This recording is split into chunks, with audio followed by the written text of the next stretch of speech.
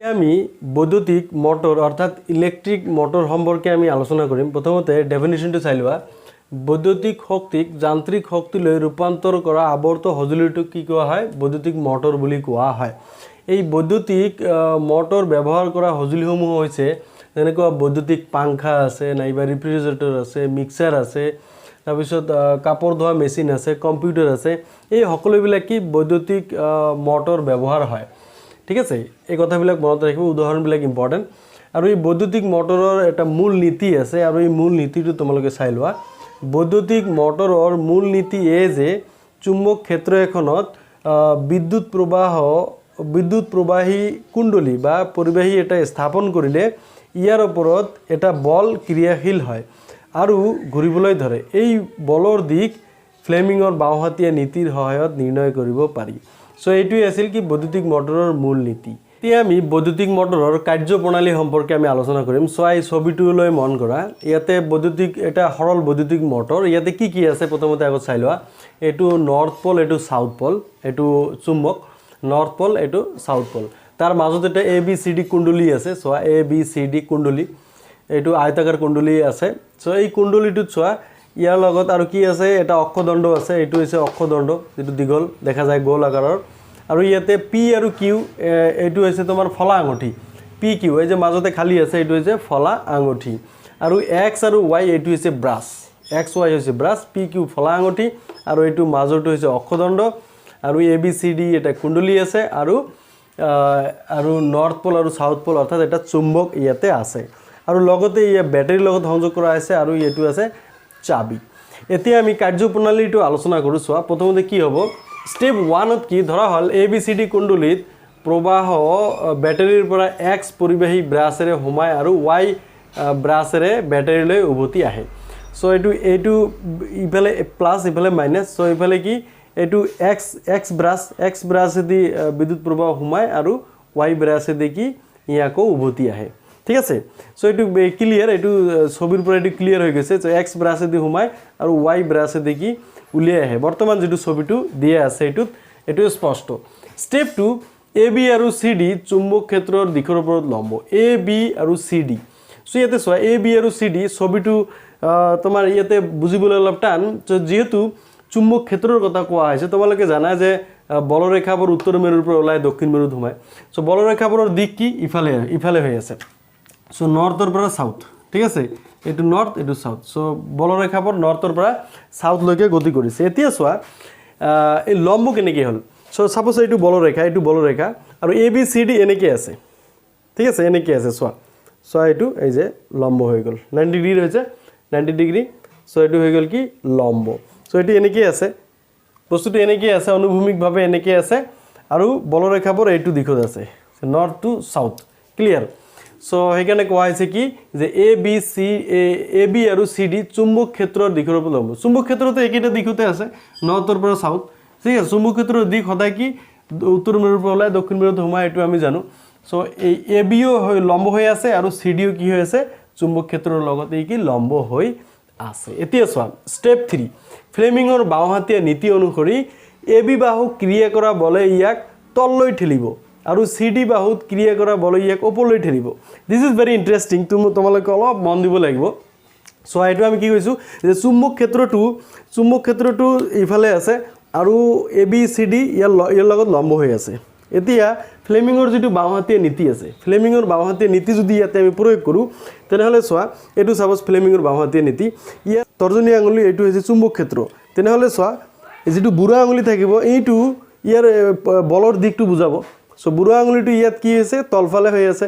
So AB বাহুত যেতিয়া বিদ্যুৎ প্ৰবাহ ইফালে চালিত হ'ব, অৰ্থাৎ এই মধ্যমা আঙুলিটো বিদ্যুৎ প্ৰবাহ ইফালে গৈ আছে, তেনেহ'লে চুম্বক ক্ষেত্ৰটো এইটো দিশত চুম্বক ক্ষেত্ৰ চালিত হৈ আছে তৰ্জনী আঙুলিটোৱে, আৰু বুঢ়া আঙুলিটো কি আছে তলফালে, অৰ্থাৎ বলটো কোনফালে, তলফালে প্ৰয়োগ হ'ব।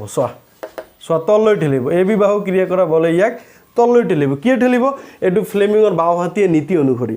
সো ইয়াতে মই এনেকৈ দেখুৱাই দিছোঁ। ছাপ'জ বিদ্যুৎ প্ৰবাহ আমাৰ ইফালে চালিত হৈছে, এইটো দিশত চালিত হৈছে, আৰু চুম্বক ক্ষেত্ৰ ইফালে আছে, আৰু বলটো কোনফালে, তলফালে। ঠিক আছে, বলটো কি তলফালে। এতিয়া চোৱা আৰু CD বাহুৱে তেতিয়া কি কৰিব CD বাহুৰ তোমাৰ ইয়াতে চোৱা চুম্বক বিদ্যুৎ প্ৰবাহটো বিপৰীত দিশত এতিয়া বিদ্যুৎ প্ৰবাহটো বিপৰীত দিশত এইটো দিশত চালিত হ'ব বিদ্যুৎ প্ৰবাহ এইটো বিদ্যুৎ প্ৰবাহ এতিয়া চোৱা চুম্বক ক্ষেত্ৰৰ দিকটোৰ তো পৰিৱৰ্তন হোৱা নাই চুম্বক ক্ষেত্ৰ এইটো দিশতে আছে ঠিক আছে এই তৰ্জনী আঙুলিটো চুম্বক ক্ষেত্ৰৰ দিক বুজাব এইটোৰ পৰিৱৰ্তন হোৱা নাই কাৰ পৰিৱৰ্তন হৈছে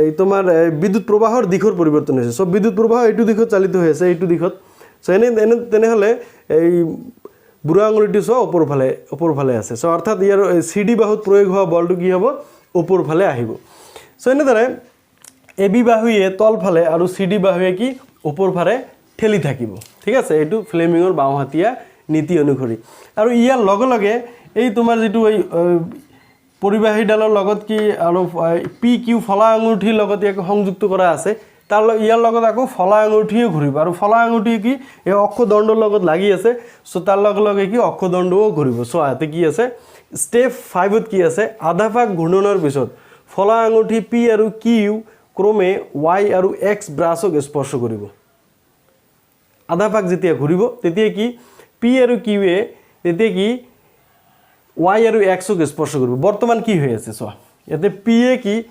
X ক স্পৰ্শ কৰি আছে আৰু Q এ কি Y ক স্পৰ্শ কৰি আছে যেতিয়া আধা ভাগ ঘূৰিব আধা ভাগ ঘূৰাৰ লগে লগে ইটি পৰিৱৰ্তন হৈ যাব ইয়াতে চোৱা Q আছে Q টোৱে X ক স্পৰ্শ কৰিব আৰু P টোৱে কি Y ক স্পৰ্শ কৰিব এই কথাটো ইয়াতে কোৱা হৈছে P আৰু Q ক্ৰমে Y আৰু X ক স্পৰ্শ কৰিব মানে P এ ইফালে গুচি যাব Y লগত স্পৰ্শ কৰিব আৰু Q যেটো আছে ফলা আঙুঠি X ৰ ফালে আহিব যেহেতু আধা ভাগ ঘূৰ্ণন হৈ গল এটো এনিমেশনত বেছি ভাল হয় মই পৰৱৰ্তীত কেতিয়াবা এনিমেশন ভিডিও তোমালোকক দেখুৱাবলৈ মই চেষ্টা কৰিম সো এটো হৈছে কি তাৰ পিছত কি হয় স্পৰ্শ কৰাৰ ফলত কি কুণ্ডলীটোত প্ৰবাহ এতিয়া বিপৰীতমুখী অৰ্থাৎ DCBA দিশত চালিত হ'ব ঠিক আছে তেতিয়া কি হ'ব যেতিয়া এই CD বাহু ইফালে আহি গল তেতিয়া আকৌ এনেকুৱা হৈ যাব ঠিক আছে ইফালে Q আছে ইফালে P আহি গল ইফালে X ৰ লগত লগ লাগিল Y লগত লগ লাগিল এতিয়া তোমাৰ কি এতিয়া DCBA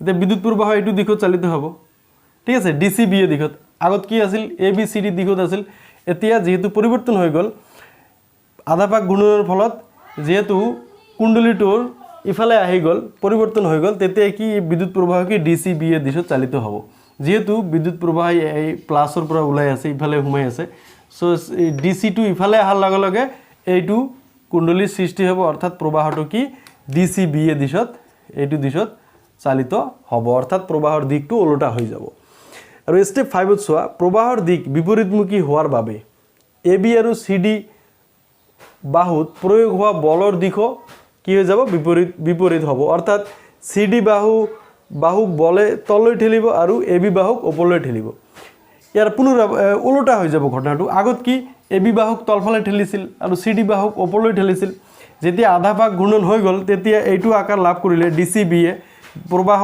DCBA দিশত চালিত হ'ব তেতিয়া কি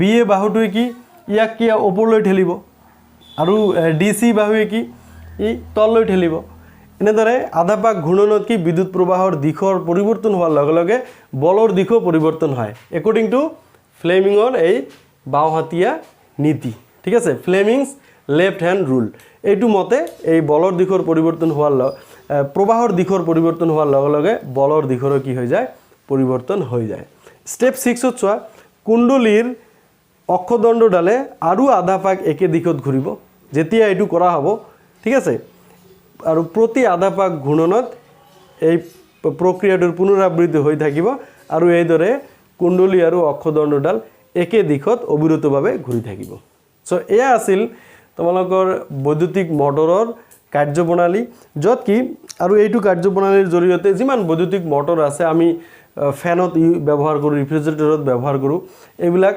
সকলো বৈদ্যুতিক মটৰৰ কাৰ্যপ্ৰণালী এইটো হিচাপতে চলি থাকে মেইন কথাটো এইটোৱে যে বিদ্যুৎ প্ৰবাহৰ দিশৰ পৰিৱৰ্তন হোৱাৰ লগে লগে ই কি বলৰ দিশৰো পৰিৱৰ্তন হয় আৰু এই যে বলৰ দিশৰ পৰিৱৰ্তন কৰাত এই ফলা আঙুঠিয়ে গুৰুত্বপূৰ্ণ ভূমিকা পালন কৰে ঠিক আছে এই ফলা আঙুঠিয়ে কি গুৰুত্বপূৰ্ণ ভূমিকা পালন কৰে ফলা আঙুঠিৰ কাৰণে বিদ্যুৎ প্ৰবাহৰ গতিৰ দিশৰ পৰিৱৰ্তন হয় আৰু যাৰ কাৰণে কি বলৰ দিশৰ পৰিৱৰ্তন হয় আৰু সেইকাৰণে তোমাৰ অক্ষদণ্ডডাল অবিৰতভাৱে ঘূৰি থাকে মতে চোৱা এবি বাহুক ইয়ে কি তললৈ ঠেলে প্ৰথমতে যেটো এবি বাহু আছে এই এবি বাহুক ই প্ৰথমতে তললৈ ঠেলিব ঠিক আছে আৰু যেতিয়া আধা পাক ঘূৰ্ণন হৈ যাব ইয়াক আকৌ কি ওপৰলৈ ঠেলিব ঠিক আছে আৰু কি তোমাৰ সিডি যেটো বাহু আছে সিডি বাহু প্ৰথমতে ইয়াক ওপৰলৈ ঠেলিব এইটো ছবিত যেতিয়া আধা পাক ঘূৰ্ণন হৈ যাব পি গৈ কিউ ওয়াই ব্ৰাছত লাগিব আৰু কিউ আহি এক্স ব্ৰাছত লাগিব তেতিয়া কি ইয়াৰ বল তলফালে প্ৰয়োগ হ'ব কাৰণ ইয়াৰ বিদ্যুৎ প্ৰবাহ পৰিৱৰ্তন হৈ গৈছে সো এনেদৰে বিদ্যুৎ প্ৰবাহৰ পৰিৱৰ্তন হোৱাৰ লগে লগে ই বলৰ দিশৰ পৰিৱৰ্তন হয় যেহেতু চুম্বক ক্ষেত্ৰৰ দিকটো অপৰিৱৰ্তিত হৈ থাকে চুম্বক ক্ষেত্ৰ সদায় উত্তৰ মেৰুৰ পৰা দক্ষিণ মেৰুলৈ গতি কৰি থাকে যেহেতু চুম্বক ক্ষেত্ৰৰ দিকটো নিৰ্দিষ্ট হৈ আছে সেইকাৰণে বিদ্যুৎ প্ৰবাহৰ দিশৰ পৰিৱৰ্তন হোৱাৰ লগে লগে বলৰ পৰিৱৰ্তন হয় আৰু এই বলৰ বাবেই অক্ষদণ্ডডাল অবিৰতভাৱে ঘূৰি থাকে ঠিক আছে সো এইটো আছিল তোমালোকৰ বৈদ্যুতিক মটৰৰ কাৰ্যপ্ৰণালী সো তোমালোকে ধুনীয়াকৈ এইটো নোটছটো লিখি লৈ এবাৰ দুবাৰ ভিডিঅ'টো চালে গোটেইখিনি ক্লিয়াৰ হৈ যাব বৈদ্যুতিক মটৰত ফলা আঙুঠিৰ ভূমিকা বৈদ্যুতিক মটৰত ফলা আঙুঠিয়ে গুৰুত্বপূৰ্ণ ভূমিকা পালন কৰে মই অলপ আগতে কৈছোঁ তথাপিও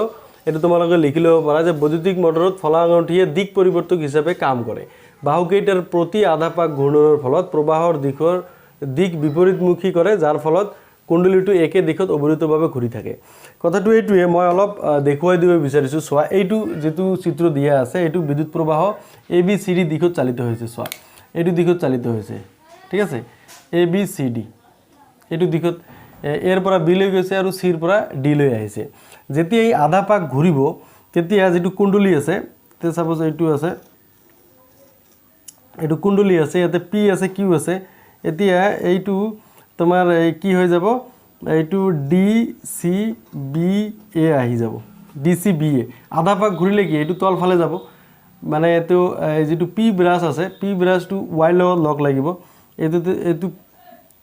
এইটো কুণ্ডলী এইটো আধা পাক ঘূৰিছে এইটো পি ব্ৰাছটো আহি ওয়াই লগত লগ লাগিব আৰু এইটো কিউ ব্ৰাছটো আহি এক্সৰ লগত লগ লাগিব যেতিয়া এইটো লগ লাগিব তেতিয়া কি হ'ব বিদ্যুৎ প্ৰবাহ কি যেহেতু এইফালে প্লাস ব্যাটারির ইফালে প্লাস আর ইফালে মাইনাস তোমার ডিসি দিশত বিদ্যুৎ প্রবাহ চালিত হব ওলোটা দিশত প্রথমতে কি আছিল এ বি সি ডি দিশত চালিত আছিল এ বি সি ডি দিশত বিদ্যুৎ প্রবাহ চালিত হয়েছে এতিয়া কি ডি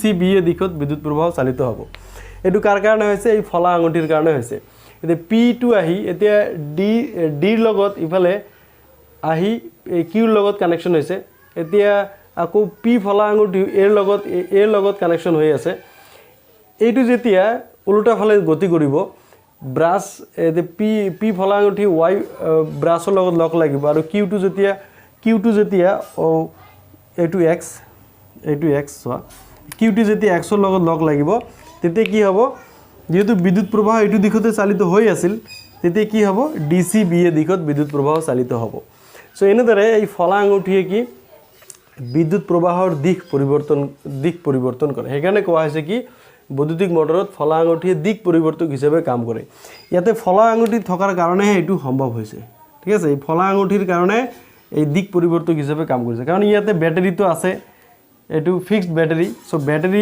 এইটো দিশতে বিদ্যুৎ প্ৰবাহ চালিত কৰিছে এটো এ বি সি ডি দিশত চালিত হৈছে কিন্তু যেতিয়া আধা পাক ঘূৰিব তেতিয়া কিউ2 আহি এক্সৰ লগত আৰু পি2 আহি ওয়াই লগত লগ লাগিব ওয়াই ব্ৰাছৰ লগত লগ লাগিব তেতিয়া হৈ যাব এই ডি সি বি এ এনেকে কুণ্ডলীটো হৈ যাব আৰু তেতিয়া কি বিদ্যুৎ প্ৰবাহ ডি সি বি এত চালিত হ'ব সো এনেদৰে এই ফলা আঙুঠিয়ে কি এই দিক পৰিৱৰ্তক হিচাপে কাম কৰে আৰু যাৰ কাৰণে বৈদ্যুতিক মটৰত বিপৰীতমুখী বলৰ সৃষ্টি হয় আৰু এনেদৰে অক্ষদণ্ডডাল ঘূৰি থাকে সো এয়া আছিল তোমালোকৰ বৈদ্যুতিক মটৰৰ আমি কাক বলে পালো তাৰপিছত বৈদ্যুতিক মটৰত কি নীতি ব্যৱহাৰ হয় এইটো হৈছে ফ্লেমিঙৰ বাওহাতীয়া নীতি আৰু এটা আছে বৈদ্যুতিক মটৰৰ কাৰ্যপ্ৰণালী আমি আলোচনা কৰিলো আৰু লগতে বৈদ্যুতিক মটৰত ফলা আঙুঠিৰ ভূমিকা কি সেই সম্পৰ্কেও আমি আলোচনা কৰিলোঁ। সো এই ছবিটো তোমালোকে ধুনীয়াকৈ আঁকিবলৈ চেষ্টা কৰিবা। কেতিয়াবা অকল এই সৰল বৈদ্যুতিক মটৰৰ ছবি কেতিয়াবা আঁকিবলৈ আহে, তেতিয়া এনেদৰে ছবিটো তোমাৰ আঁকিব লাগিব।